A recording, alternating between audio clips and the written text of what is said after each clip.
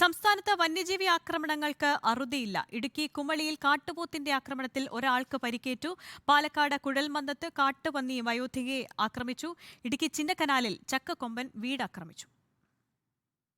സംസ്ഥാനത്തിന്റെ മലയോര മേഖലകളിലെല്ലാം വന്യമൃഗശല്യം അതിരൂക്ഷമായി തുടരുന്ന സാഹചര്യമാണ്. കാട്ടാന, കാട്ടുപോത്ത്, കാട്ടുപന്നി, പുലി, കടുവ അടക്കമുള്ള വന്യമൃഗങ്ങൾ ജനവാസ മേഖലകളിൽ നിന്ന് കാട് കയറുന്നില്ല. മനുഷ്യ വന്യജീവി സംഘർഷമില്ലാത്ത ഒരു ദിവസം പോലും കേരളത്തിലില്ല എന്നതാണ് വസ്തുത. ഇടുക്കിയിൽ കാട്ടുപോത്തിന്റെ ആക്രമണത്തിൽ കുമളി സ്പ്രിംഗ് വാലി സ്വദേശി എം.ആർ. രാജീവിന് ഗുരുതരമായി പരിക്കേറ്റു. ദുഃഖവെള്ളിയാഴ്ചയുടെ ഭാഗമായി മലകയറ്റം കഴിഞ്ഞ് സുഹൃത്തുക്കൾക്കൊപ്പം തിരികെ മടങ്ങുന്നതിനിടയിലാണ് കാട്ടുപോത്തിന്റെ ആക്രമണമുണ്ടായത്. വയറിന് കൊമ്പുകൊണ്ടുള്ള കുത്തേറ്റു. സാരമായി പരിക്കേറ്റ രാജീവിനെ പ്രാഥമിക ചികിത്സ നൽകിയതിനു ശേഷം കോട്ടയം മെഡിക്കൽ കോളേജിലേക്ക് മാറ്റി. ഇതോടൊപ്പം പാലക്കാട് കുഴൽമന്ദത്ത് കാട്ടുപന്നിയുടെ ആക്രമണത്തിൽ വയോധികയ്ക്ക് പരിക്കേറ്റു. കളപ്പെട്ടി വടവട സ്വദേശി തത്തയ്ക്കാണ് പരിക്കേറ്റത്. ഇടുക്കിയിലെ ആക്രമണകാരിയായ കാട്ടാന ചക്കക്കൊമ്പൻ ചിന്നക്കനാൽ 301 കോളനിയിലെ വീട് തകർത്തു. വയൽപ്പറമ്പിൽ ഐസക്കിന്റെ വീടാണ് ആക്രമിച്ചത്. വീട്ടിൽ ആളില്ലാതിരുന്നതിനാൽ അപകടം ഒഴിവായി. സമീപവാസികൾ ബഹളം വെച്ചാണ് ആനയെ ഇവിടെ നിന്നും തുരത്തിയത്.